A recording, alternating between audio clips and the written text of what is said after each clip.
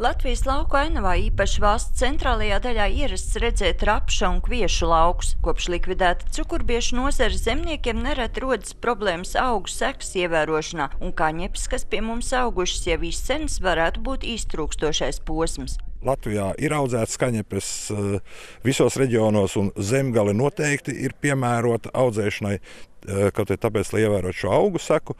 Šķiedras kaņepes ir ātraudzīga kultūra, un nezāles ar to nespēj sacensties, bet īpatnējā smaka atbaida kaitēkļus. Arī pielietojums visai plaši, tāpēc asociācijā šajos vairāk nekā 3 metrus garajos augos saredz Latvijas lauku veiksmes stāstu. Protams, tirgus ir atvērts, kur ir labāks piedāvājums cenu ziņā zemniekam, pārstrādātājiem, tur arī tiks tirgots. Pašlaik kaņepes sējumi lielu popularitāti vēl nav iegūši. Visā Latvijā tās aug viens 600 hektāru platībā, lielākā daļa Talsu pusē.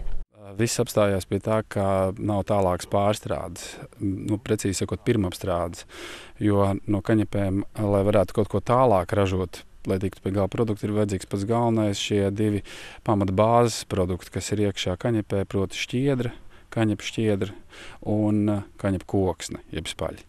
Kurzemnieki pirmo soli jau spēruši. Pirmapstrādes rūpnīcas projekts jau izstrādāts, un ja veiksme nenovērsīsies, pirmās kaņepju kravas tā varētu uzņemt nākamā gada rudenī. Tiesa, ja zemnieki sasparosies, ar vienu rūpnīcu visiem nepietiks, un interese ir.